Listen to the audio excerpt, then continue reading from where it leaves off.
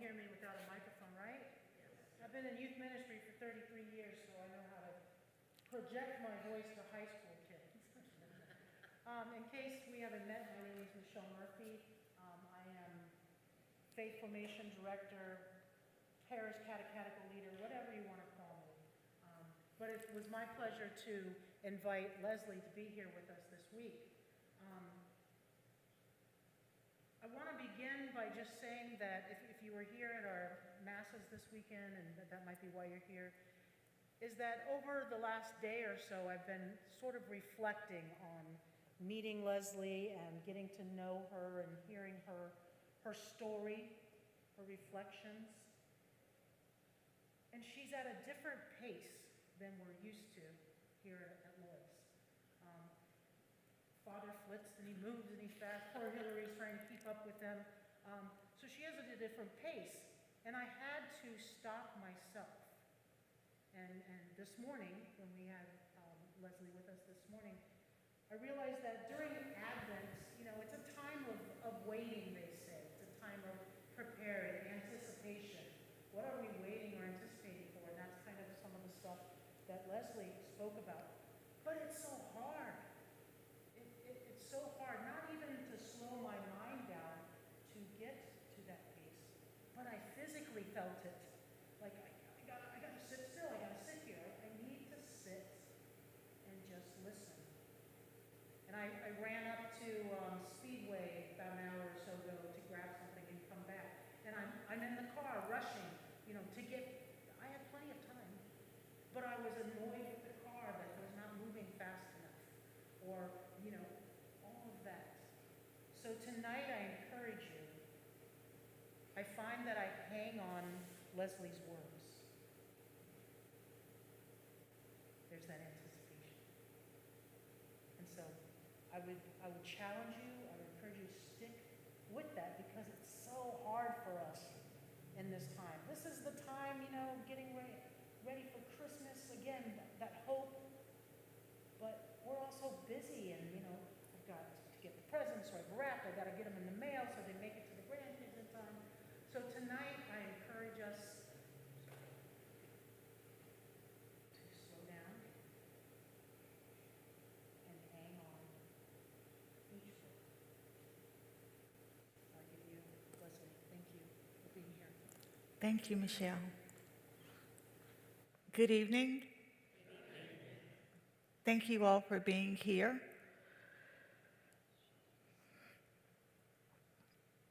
I am inviting us to begin tonight with what I call a sit.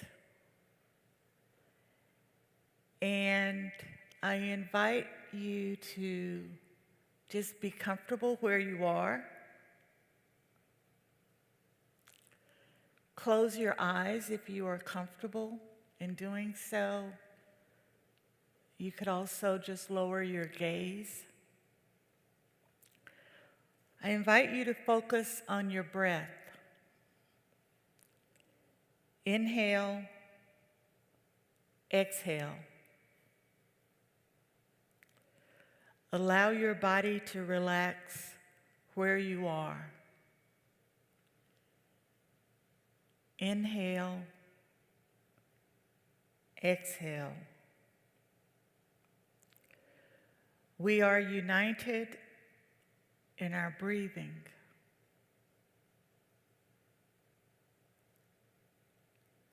We are united in the silence.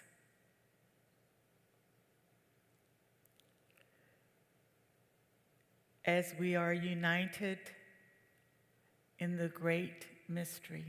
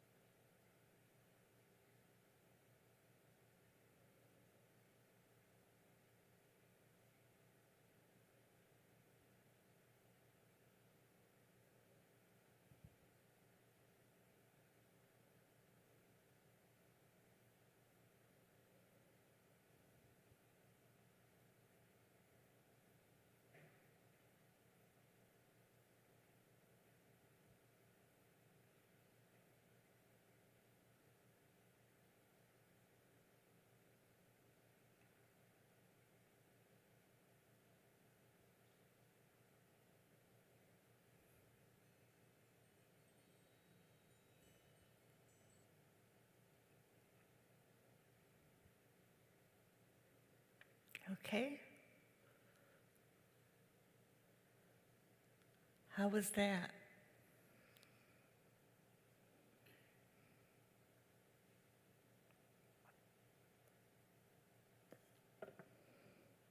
That was only 2 minutes. So again, I welcome you, whether you are here in person or whether you are one of the viewers via live stream. I welcome you to this evening of Our Lady of Lourdes Advent Parish Mission. And the theme is A Season of Waiting, the invitation of Advent 2021.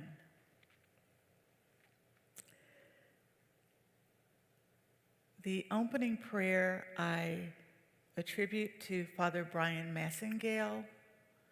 I don't know if some of you may be familiar with him.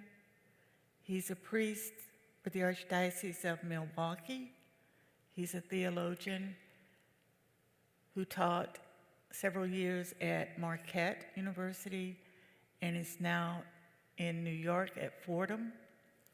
He is also the author of Racial Justice and the Catholic Church, which is a book that I cannot recommend strongly enough.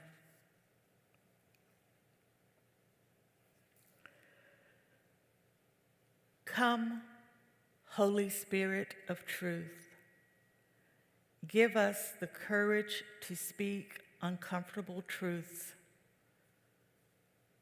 to face painful truths, to accomplish difficult truths, to dare powerful truths, to seek healing truths. Come, Spirit of truth, breathe within us and inspire us to speak words of wisdom and challenge, words of lament and sorrow,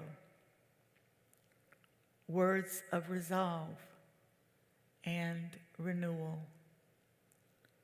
words of justice and accountability,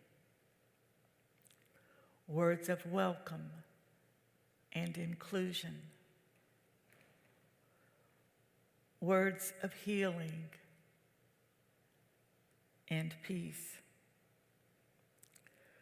Come, Spirit of truth, and set us free.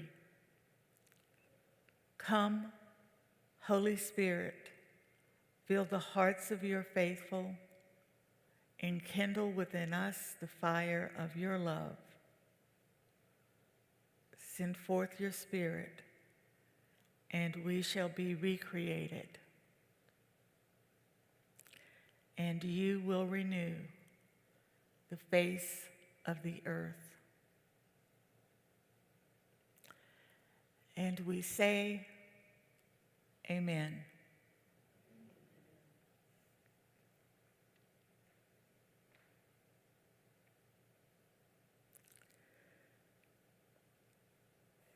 I realized that although I spoke at 3 masses this weekend, regardless of which mass you went to, there were some core threads that ran through, but I ended up delivering a different message, slightly different at each mass. So if you hear something tonight that you think you heard this weekend, okay, but the person next to you may not have heard if they were at a different mass.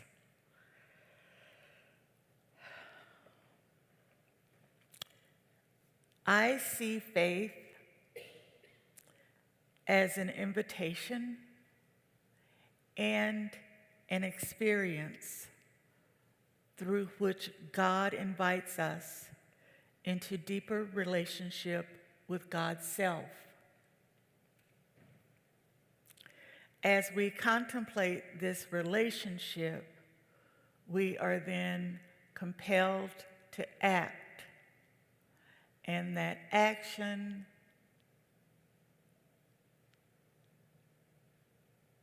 in turn moves me back to contemplation.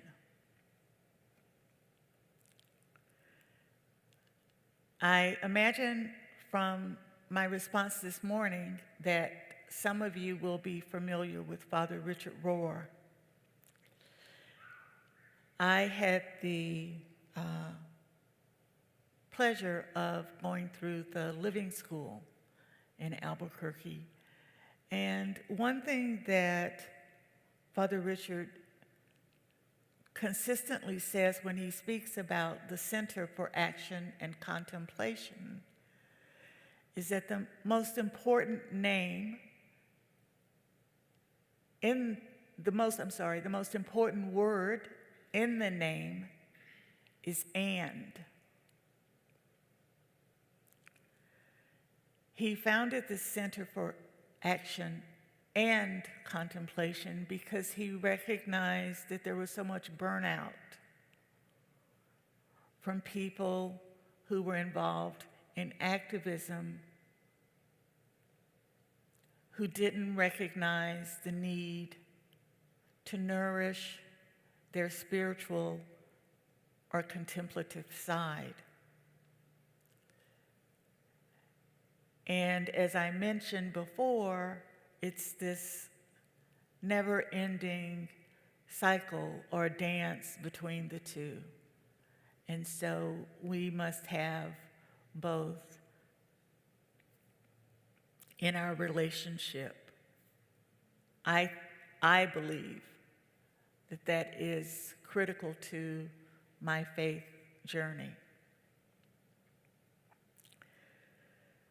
As we contemplate our relationship with the divine,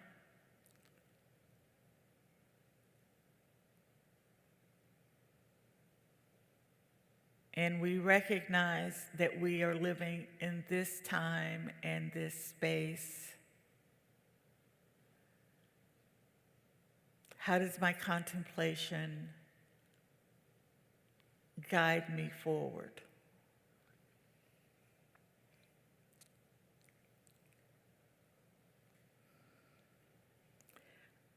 While I think that faith is a constant invitation into relationship with the divine, I believe that the liturgical calendar invites us to ponder that, to contemplate that in different seasons, just as we have different seasons in our own lives.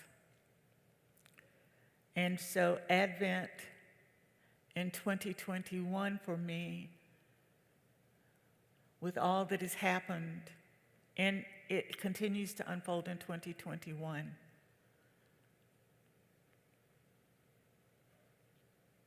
I think it's a critical time for us to be mindful. Father Phil spoke about the context in which the gospel writer, how he prefaced his writing by placing it in the context of a certain time and place. And Advent 2021 is our time and place. I don't know how many of you have seen this book. It's written by Pope Francis. It was published last year. It's also available as a CD set. The title is Let Us Dream: The Path to a Better Future. And part of what I am sharing tonight will be from Pope Francis.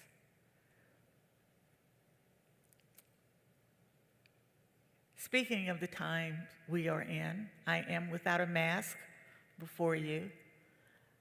However, I am fully vaccinated, and so, and also, I've had my booster too.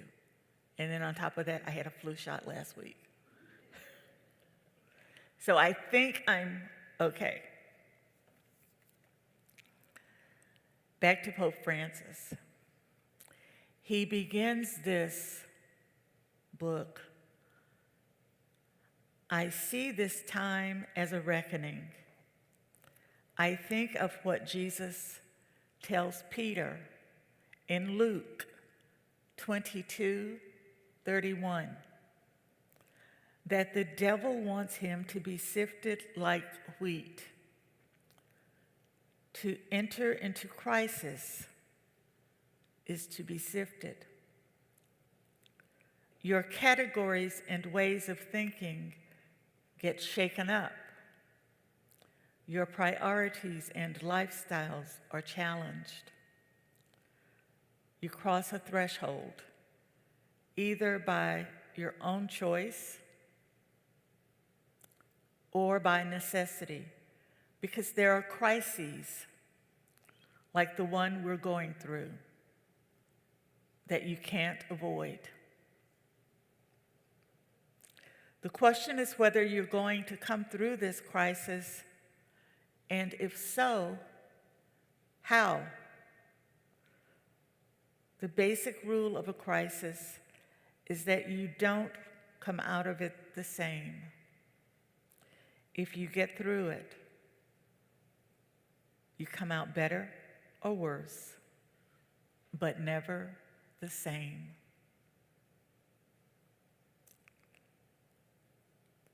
If you get through it, you come out better or worse, but never the same.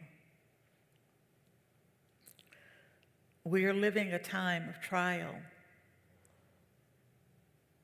The Bible talks of passing through fire to describe such trials, like a kiln testing the potter's handiwork. The fact is that we are all tested in life. It's how we grow. In the trials of life, you reveal your own heart, how solid it is, how merciful, how big or small. Normal times are like formal social situations. You never have to reveal yourself. You smile, you say the right things, and you come through unscathed without ever having to show who you really are. But when you're in a crisis, it's the opposite. You have to choose. And in making your choice, you reveal your heart. Think of what happens in history. When people's hearts are tested, they become aware of what has held them down. They also feel the presence of the Lord, who is faithful and responds to the cry of his people. The encounter that follows allows a new future to open up. I found it so comforting to hear Pope Francis speak about the pandemic. It disrupted our lives so greatly. For the last 6 years, I was my mother's caregiver.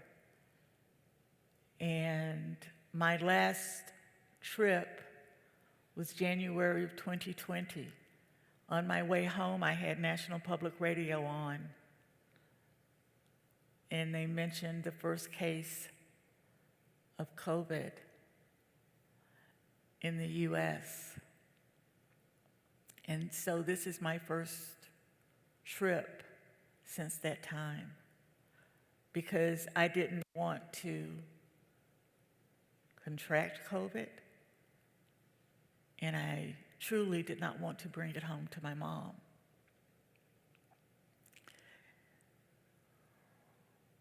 And the uncertainty of this new thing in our world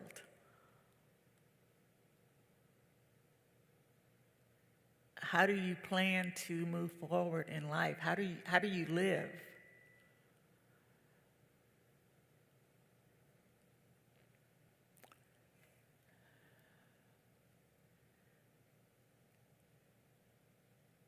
What I also recognize in this pandemic is that so many of the inequities and injustices in our society were revealed.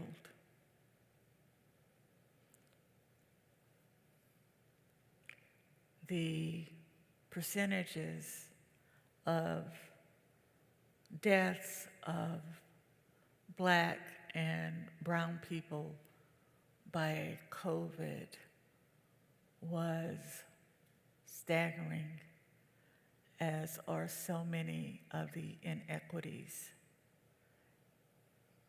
As a child of the Civil Rights Movement,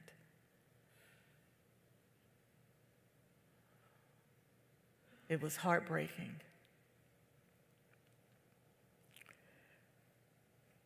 to see how much work we still have to do.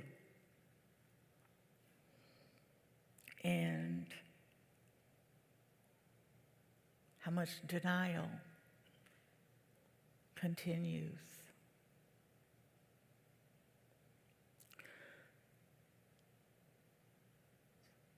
So as an 8-year-old, my family entered the Catholic Church. Actually, I guess I was 7. And my hometown was racially segregated, but there was one parish. And we were welcomed in that parish. We didn't have to sit in the back. We didn't have to receive communion last.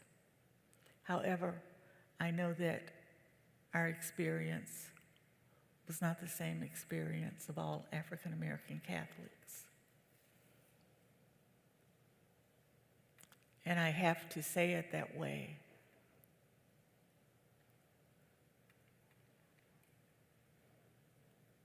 because I can't gloss over the pain.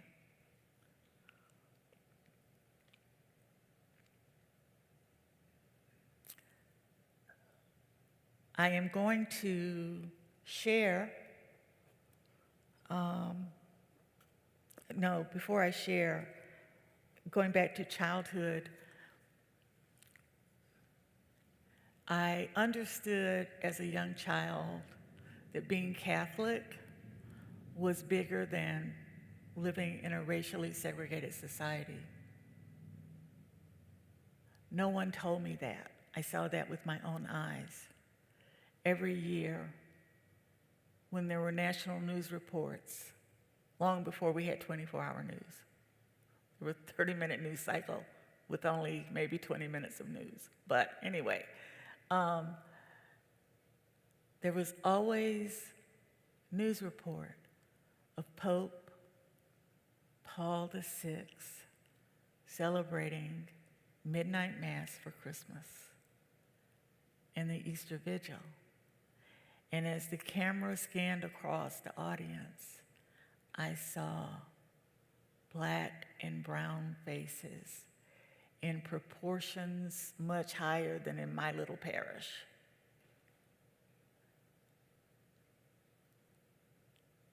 As a little Black girl, I understood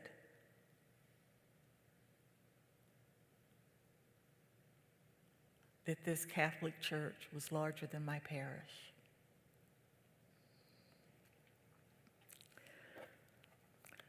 So I'm going to share with you a piece I wrote. And this piece was written actually a long time ago. I didn't realize until yesterday how old this piece is. But I think it has stood well. And so I will share, and may you receive these words as they are intended. There are differences between our languages that no language, not even yours, can bridge. There are differences between you and me, differences of time and space, differences of culture and place, differences of perception and understanding. There are differences between us that language cannot capture. Even when our language is the same, differences may whisper their presence. Subtle differences in meaning or intonation may pierce the heart. Throughout the human experience, the wise have accepted the limitations of language as you and your neighbors accept the limitations of photographic images. Rather than defer to the limitations, the wise gingerly hold language as though it were a fine gold thread with which to weave simple yet profound lessons that can be neither frayed nor unraveled by reasoning or lack thereof. Across the centuries, my wish has been that you had witnessed our encounter. Had your ears heard us, you may have remembered it differently than written. That is, if your ears knew the language. If your ears knew not the language, your eyes may have observed that which was beyond words. If your eyes knew to move beyond the norms and beneath the surface, to see clearly with the heart.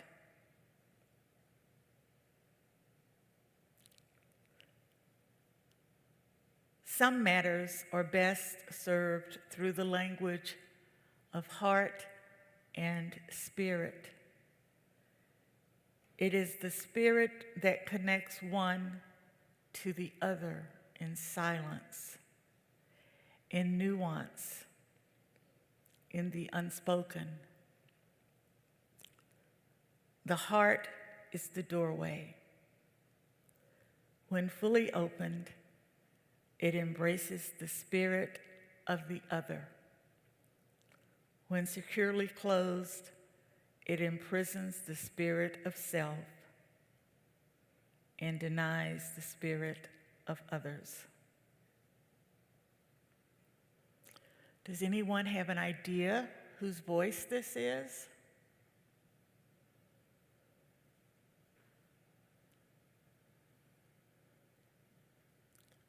No ideas yet. See if this next line will help.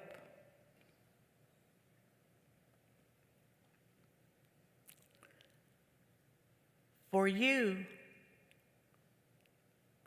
what meaning is there in the word Samaritan? Is it possible that the meaning has been lost to you? Suffice it to say that many showed us no favor. It was easier to deny us, to deny our dignity. Even their laws condoned this action. For many, the mere thought of us barred the heart. then who would have faulted him had he chosen to travel the preferred yet longer path to bypass Samaria? Most, if not all, would have been amazed that the writers would have chosen to include me in his story,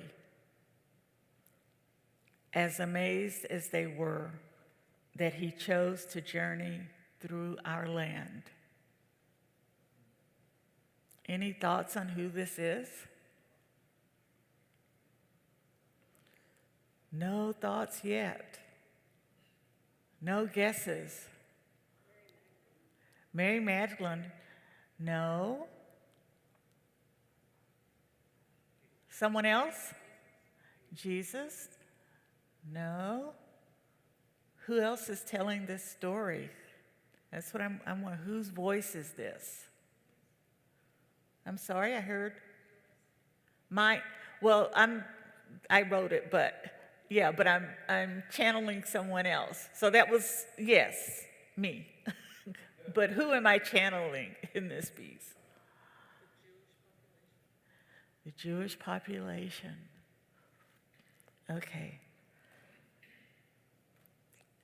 But amazing was this son born of woman. Did he see her in me or me in her? His comfort in my presence was real. It was the reality of his presence that disarmed me. Drum roll, please.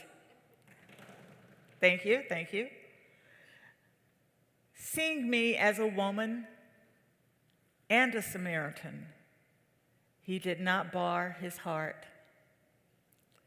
Pretense did not journey with him to be used as a garment of derision.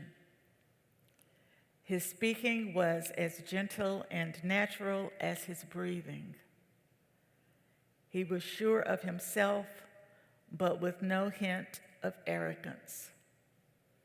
Of him I say that it was not a state of mind, but a state of being, to be present, clearly present.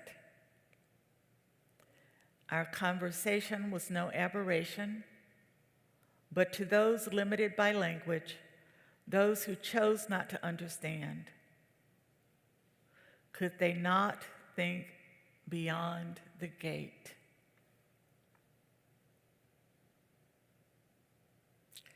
In affirming my dignity, he brought new light to the law of God and freed the law of man. 20 centuries later, can you begin to grasp this reality? He affirmed me. He saw me clearly in my humanity, beyond judgments, labels, and stereotypes. He saw me. He knew me. He honored me. Where others saw only a woman or a Samaritan, he clearly saw me in my humanity. Do you? With a clearer image of me, a clearer image of him may you see.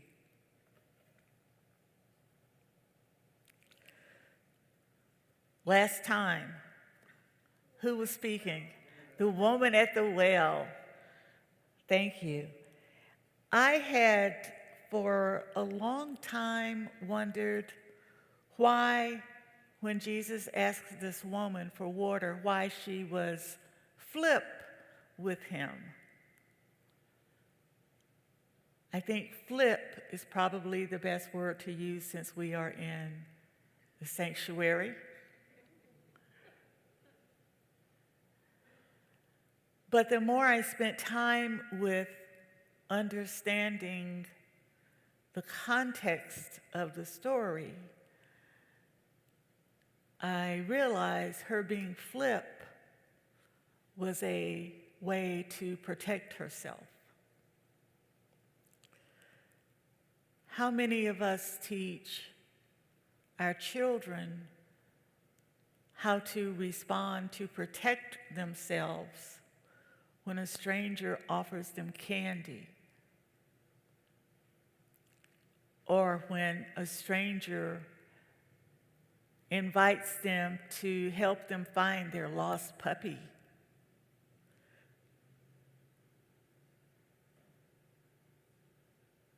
We teach our children how to protect ourselves. As an African American woman,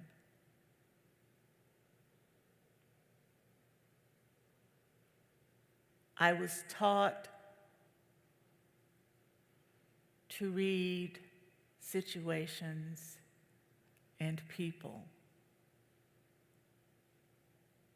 to protect myself.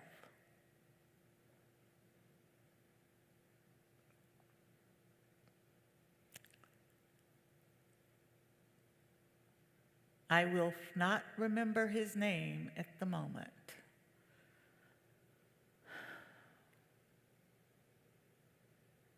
And my apologies to the Bishop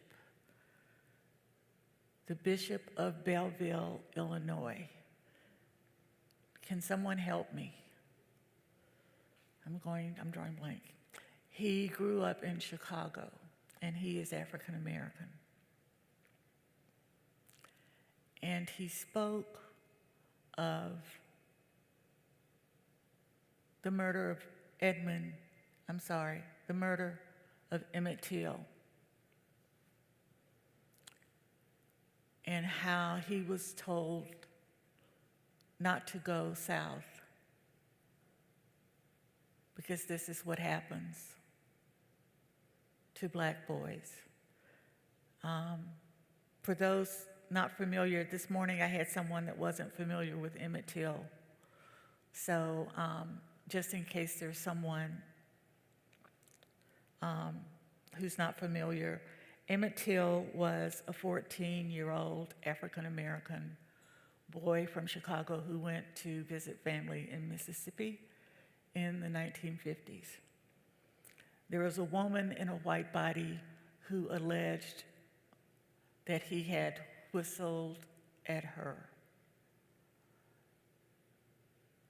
For this, men in white bodies determined that he should pay the ultimate price.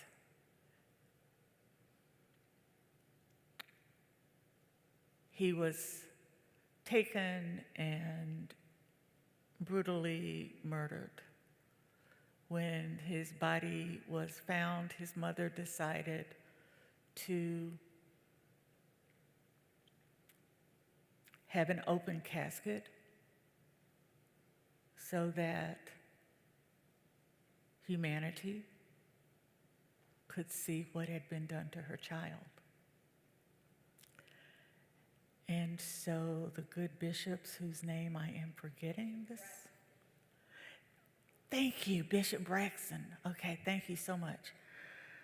Apologies to Bishop Braxton for forgetting his name. But I believe it was his uncle that took him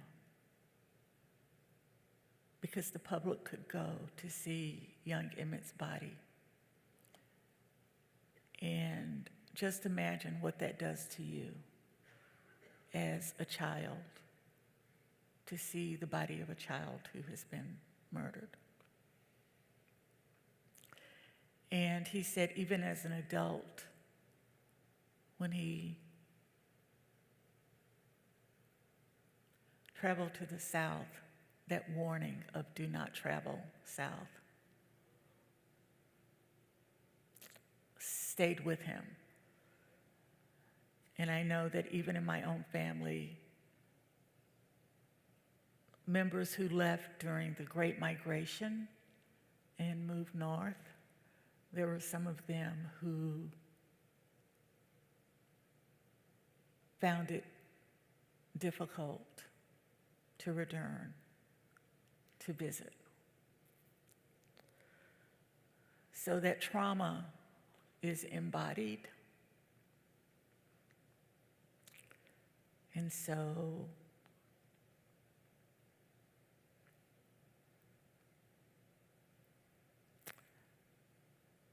the need to protect oneself goes to our core. And so understanding the context better of the Samaritan woman, of how Samaritans were perceived by Jewish people, I came to understand why she was flipped.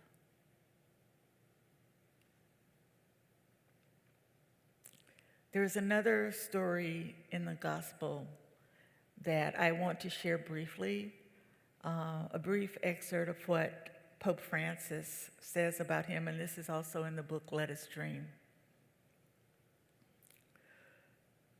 When the Levite and the priest withdraw from the man, left bleeding and beaten by thieves, they're making a functional retreat, by which I mean they're trying to preserve their own place, their roles, their status quo, when faced with a crisis that tests them. In a crisis, our functionalism is shaken loose, and we have to revise and modify our roles and habits in order to emerge from the crisis as better people. A crisis always demands that our whole self be present. You can't retreat, pull back into old ways and rules. Think of the Samaritan. He stops, pulls up, acts, enters into the world of the wounded man, throws himself into the situation, into the other's suffering, and so creates a new future.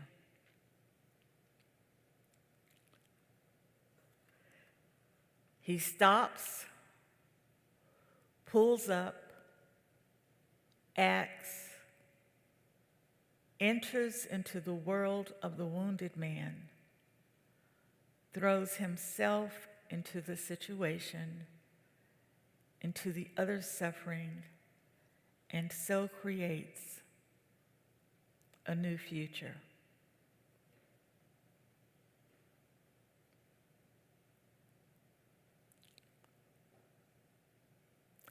I think it's important that I provide some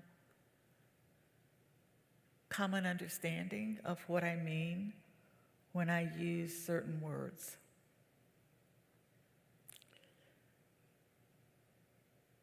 Prejudice, racism, and white body privilege.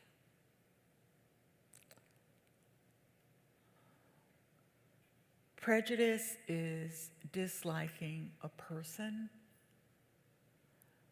based on some idea of who we think that person is. Anyone can be prejudiced. Racism, I say, is prejudice on steroids. And what I mean by that is that racism is a systemic problem.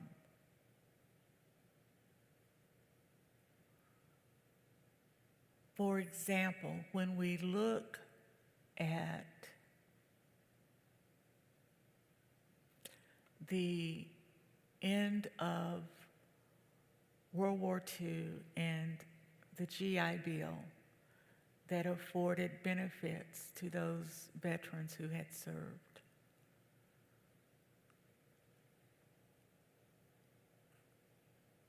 There were benefits for education and benefits for home loans.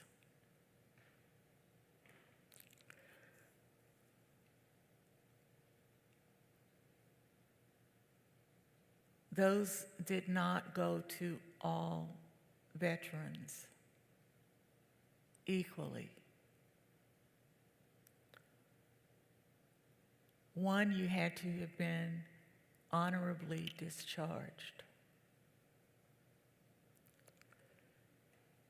If you're, and I am not a military person,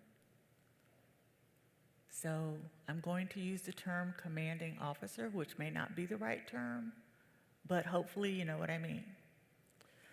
So if I am leaving the service and the commanding officer is the one who determines whether or not I am honorably or dishonorably discharged, if that commanding officer is prejudiced against me and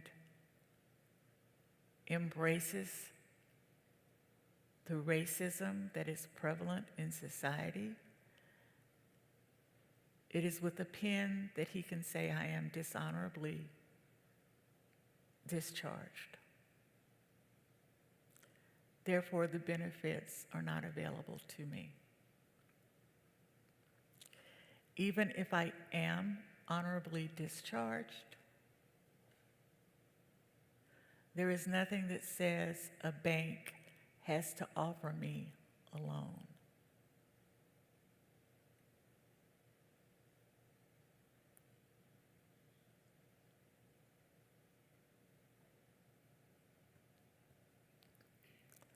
So that's just an example of how racism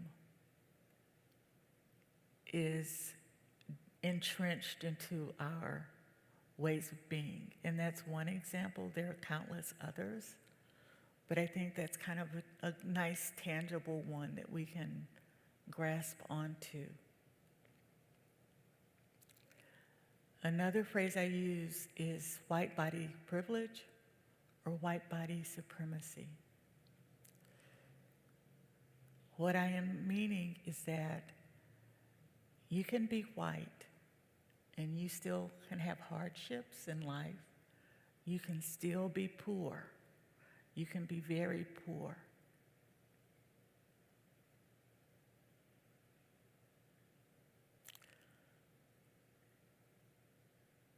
But because you are in a white body, against you because of that. And it's sad that throughout our history, there has been a concerted effort to keep a division between poor people who were in white bodies and people of color. Imagine if those forces had been able to unite.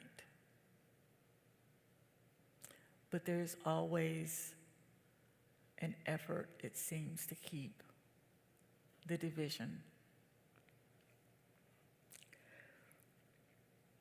The piece that I am about to share is one that I wrote after the deaths of Ahmaud Arbery, Breonna Taylor, and George Floyd.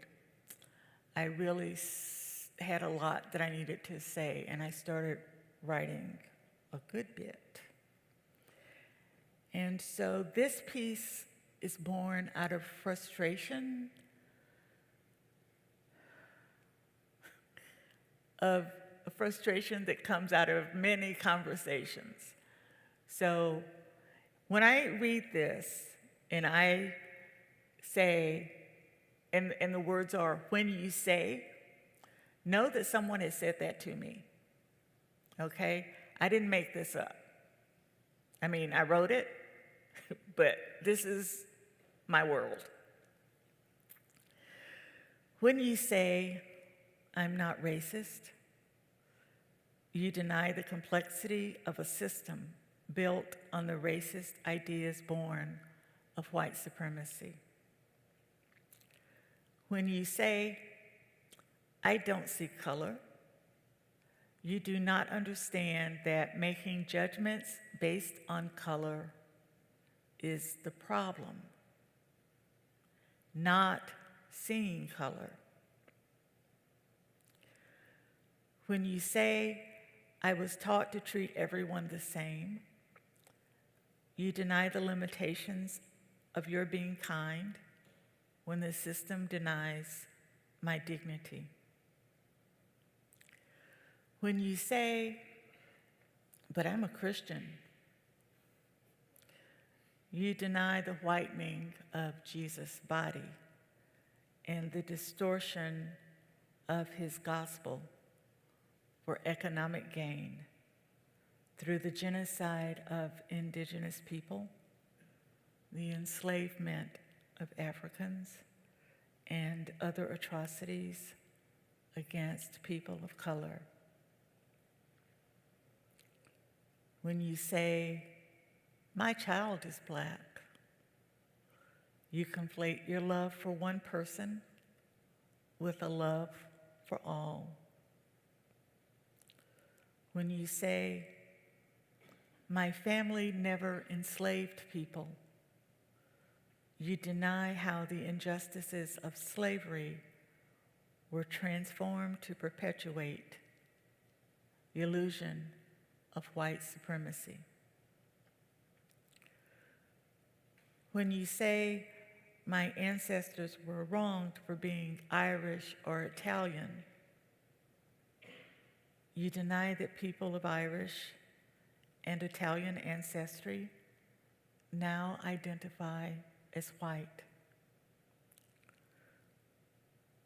When you say, my ancestors arrived after slavery, you deny that their white skin privileges you today. When you say, the Constitution says all men are created equal,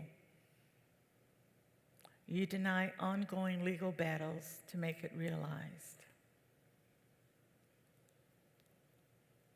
When you say all lives matter, you deny our lived experience.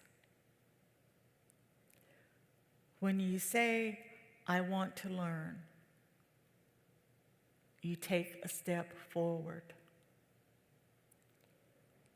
When you say, I want to be an accomplice, the hard work begins.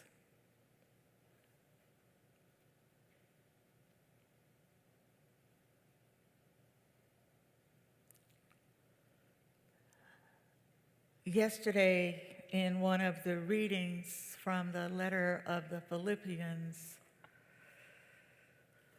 we are instructed to discern what is of value. Discern what is of value. That's a good task for Advent, the beginning of the new liturgical year. That's a good idea for a New Year's resolution, huh? That just came to me. So I said that I came here and I don't have answers, but I'm going to leave you with questions. Maybe planting some seeds, maybe nurturing seeds that someone else planted long ago.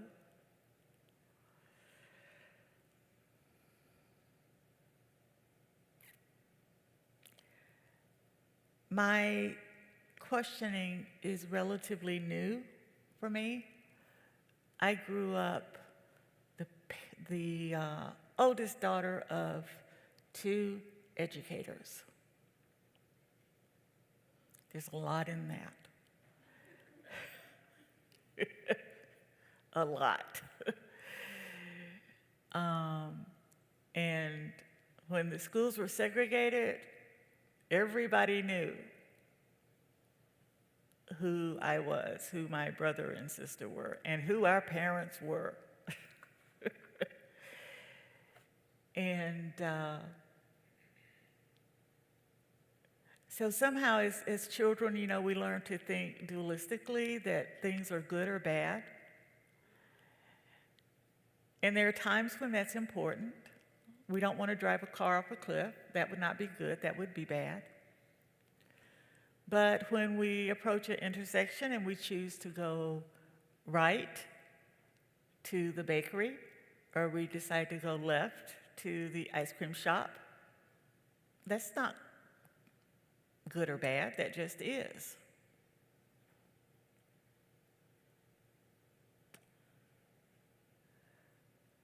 So how do we move from seeing everything in dualistic terms?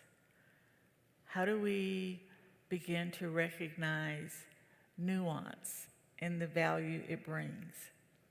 And I think for me, one thing about Jesus that I noticed as an adult is that Jesus asked a lot of questions. Have you ever noticed that? He didn't say, here's a list, do this, this, this, but he often asked people questions. And even the wealthy young man that turned, because Jesus told him he had to sell everything and follow him, I always wonder what happened the next day or the next month. Or even after the crucifixion and the resurrection. Did he ever change his mind?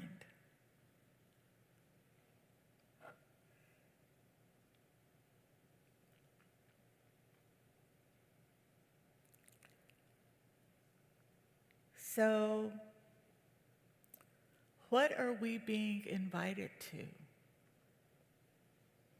To what does our faith, our shared Catholic faith, invite us? For what are we preparing in this season?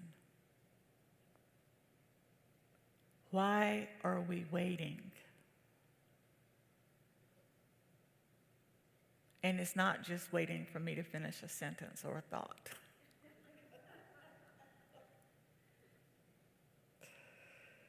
We are constantly being invited into a deeper and more intimate relationship with the source of all being. We are preparing to encounter Christ in the unfamiliar, the unexpected, the unknown, collectively and individually. By waiting, we acknowledge we are not God and provide space for the Holy Spirit to breathe upon us so we do co-create. How do we respond to this never-ending invitation?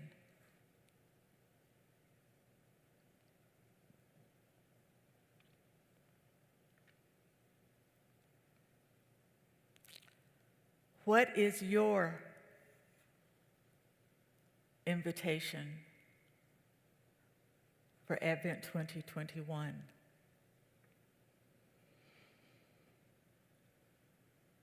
What are you learning this year? What are you observing?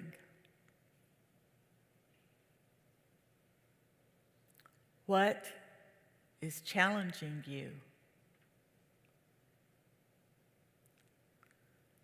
What is nurturing you?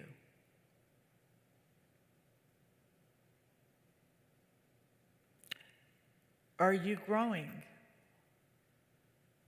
in 2021? How have you been wounded since Advent 2020? How have you grown since Advent 2020? Have you questioned the status quo?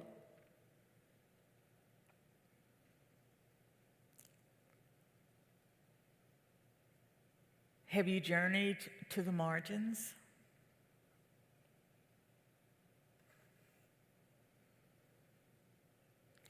Have you experienced the discomfort of moving beyond the normative?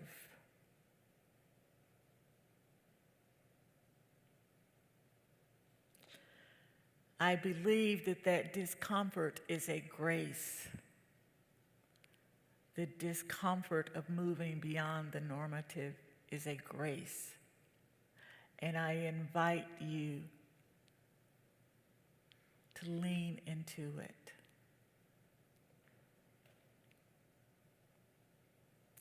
What experiences have you shared in this community of Our Lady of Lourdes? What experiences have we shared as a nation?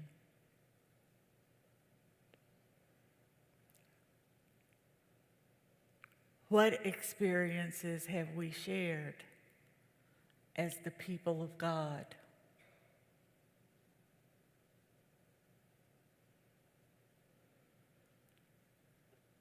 Have you encountered hope in any of these experiences?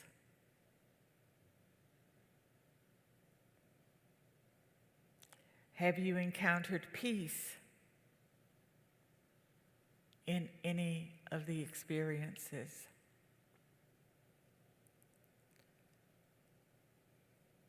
Have you encountered love in any of these experiences? Have you encountered joy?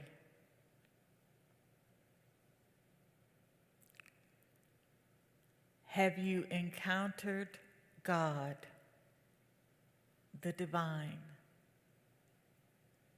in any of these experiences?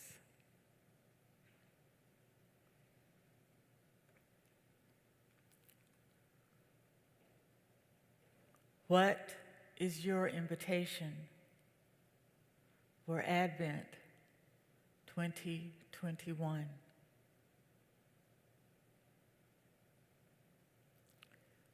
It's not a trick question, but the answer is discovered through discernment and dialogue, and discernment and dialogue. It continues, just like contemplation and action, another never-ending cycle that pulls us inward. Kind of like, I just had this image that flashed into my mind, so forgive me, but I'm sharing it. You know, when the water goes out of the bathtub and that swirl of water goes down and down and down.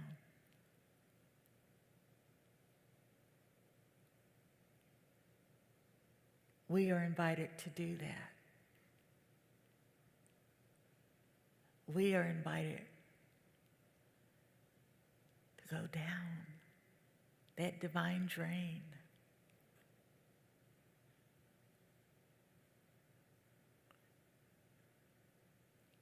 and encounter God there.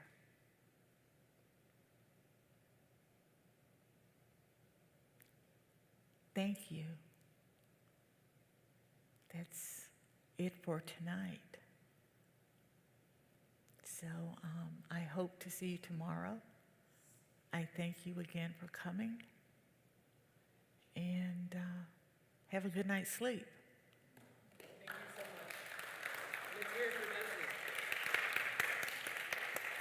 Thank you. you so much for joining us tonight on our first night of our Advent mission. Tomorrow is night number 2.